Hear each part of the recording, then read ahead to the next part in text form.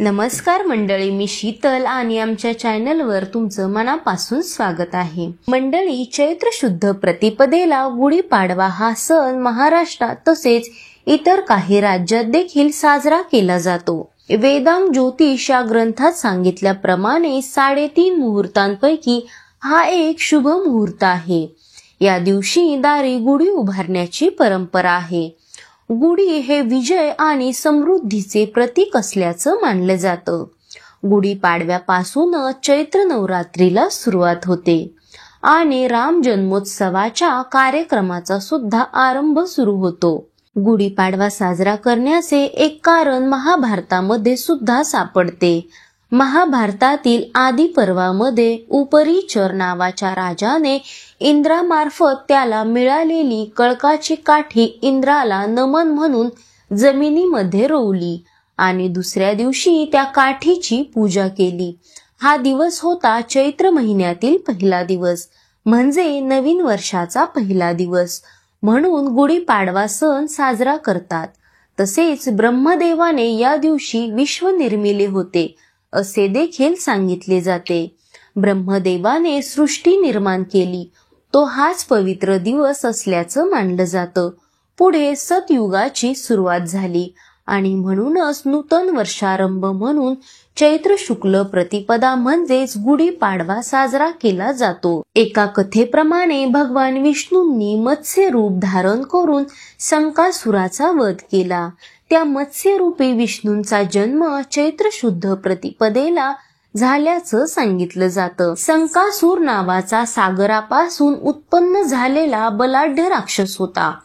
त्या राक्षसाने जबरदस्तीने वेदहरण केले व तो सागराच्या तळाशी दडी मारून बसला. तेव्हा देवी देवता ऋषी मुनींनी क्षीरसागरामध्ये योग निद्रेत असलेल्या भगवान विष्णूंना जागृत केले आणि संकासुरास धडा शिकवण्याची विनंती केली. भगवान विष्णूंनी मत्स्य रूप धारण केले आणि ते शंखासुराचा शिरच्छेद करणार इतक्यात शंखासूर म्हणाला की भगवान, आपल्या हातून मज मरण यावे याकरिताच मी वेद पळविले. आपण माझा वध अवश्य करावा, परंतु माझी एक इच्छा आहे की माझे कलेवर तुम्ही नेहमी आपल्या डाव्या हातात धारण करावे.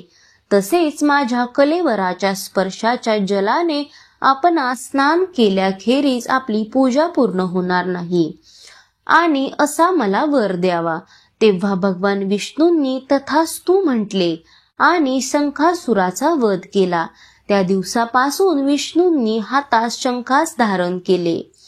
तरी शालिवाहन नावाच्या कुंभाराच्या मुलाने शंखाचा पराभव करण्यासाठी 6000 मातीच्या सैनिकांचे पुतळे तयार केले व त्यात प्राण घालून त्यांच्या साह्यानं याच दिवशी शंखाचा पराभव केला अशी आख्यायिका प्रचलित आहे. या शालिवाहन राजाच्या नावाने नवीन कालगणना शालिवाहन शक चालू झाले.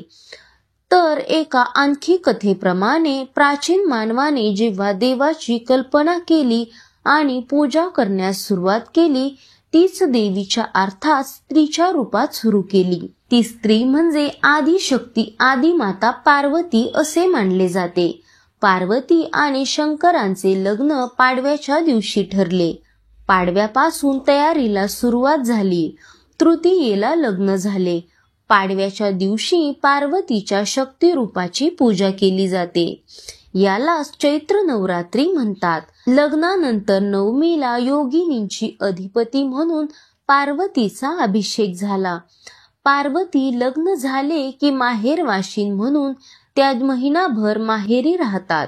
तेव्हा त्यांचे कौतुक म्हणून चैत्र गौरीचे हळदी कुंकू केले जाते. अक्षय तृतीया या दिवशी देवी सासरी जाते. श्रीराम अयोध्येत परत आले म्हणून हा सण साजरा केला जातो असे देखील म्हटले जाते. प्रभू रामचंद्रांनी 14 वर्षे वनवास भोगून लंकाधिपती रावण व राक्षसांचा पराभव करून या दिवशीच अयोध्येत प्रवेश केला. गुढी म्हणजे फक्त ब्रह्मध्वजच नव्हे तर विजय ध्वज देखील आहे. तेव्हा श्रीराम लंकेवर विजय मिळवून अयोध्येला परतले तेव्हा प्रजेने त्यांचे स्वागत ध्वज उभारून मोठ्या आनंदाने केले. चैत्र शुद्ध प्रतिपदेच्या दिवशी प्रभू रामांचा 14 वर्षाचा वनवास संपला होता. म्हणून हा आनंदोत्सवाचा दिवस साजरा करतात असे देखील सांगितले जाते. तर आशा करते की हा व्हिडिओ तुम्हाला नक्कीच आवडला असेल. व्हिडिओ आवडला असेल तर लाईक करा, सबस्क्राईब करा, शेअर करा व कमेंटमध्ये जय श्रीराम नक्की लिहा.